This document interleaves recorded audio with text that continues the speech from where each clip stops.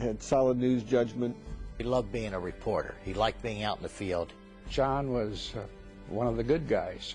John Clark started his career in broadcast news as a reporter in 1970. Dave Hamer was there. He treated the subjects very well. He was always fair with his questioning, and he asked penetrating questions. He was very thorough in all of his work, everything that he did. But as Alliance began to grow, so did the city's crime rate.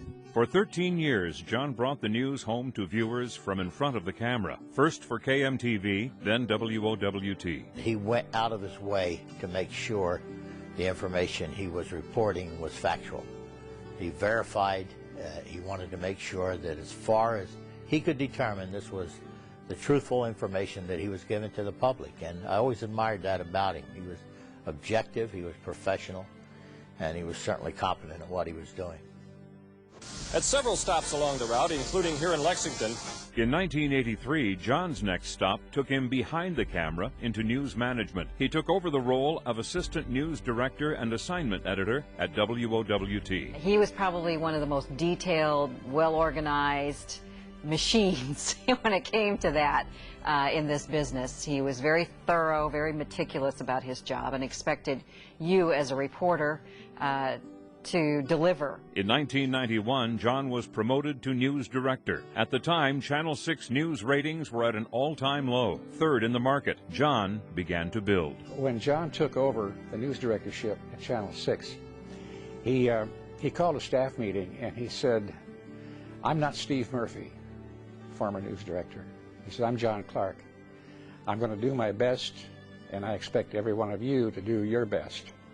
And I think we all did. He knew that things were changing and changing fast, and we had to adapt. He made some really tough decisions that weren't always popular, but he knew enough about this business to make those changes when it was necessary, and you had to buy into it. And I bought into it because John Clark bought into it, and here's a man with incredible integrity and credibility, and why wouldn't you trust him? The trust and respect of the Channel 6 news staff helped John guide the station back to #1 in the market. He was not sensational at all. I mean, he was journalism at work.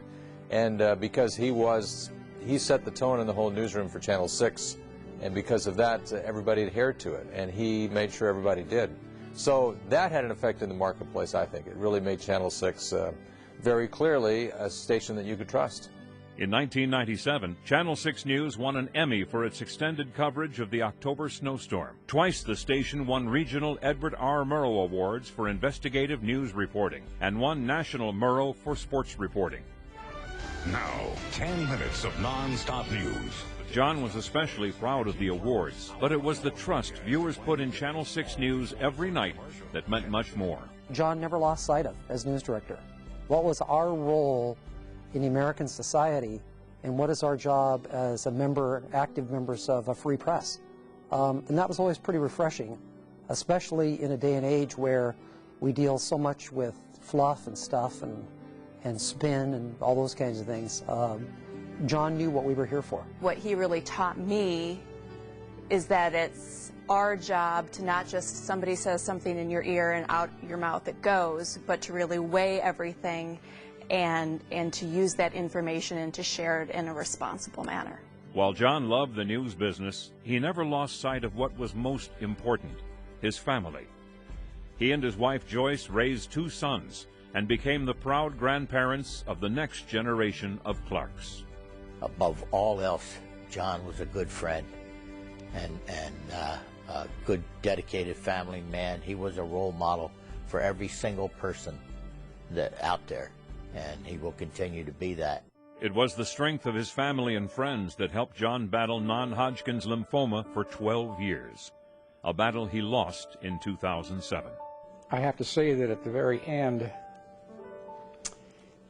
he fought the good fight, and he was always true to himself, to his family and colleagues, and to the profession.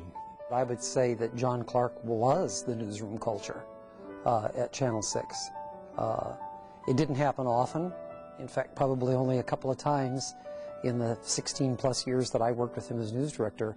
But when there was something that was on the air that he didn't think should be on the air, he made you know that it didn't fit with what his image of the newsroom and the product should be. I think this is such a business where, because of the competition, you see so many people who become cynical, or even worse, they become very petty. And that was never John. I mean, he's just was such a good man, and that permeated everything that he did, and I really think it permeated everything at Channel 6. In my mind, still, there's just a way of being, a way of acting, a way of doing things here. And I really think that he guided that. Last December, I was going through his computer looking for something else, and I came across a file that was titled Live Lessons Learned in Littleton. And I thought, what's that? And I opened it up, and then I recalled it. It was John's thoughts he had written down about the live coverage that national media had done during and after the Columbine shootings. So I printed it off, and later that day I read through it, and in those 2 pages John covered everything from how to handle chaos in a newsroom during those kinds of situations, to not speculating about what we're seeing when we're doing the live reporting, and also being very careful in what we put on the air during those kinds of crises. And 2 days later, the Von Mar shooting happened. And because I had that John Clark primer, I think we just covered that the best way we could, and the way Channel 6 News always covers things. And I do feel like through that John helped me guide the newsroom.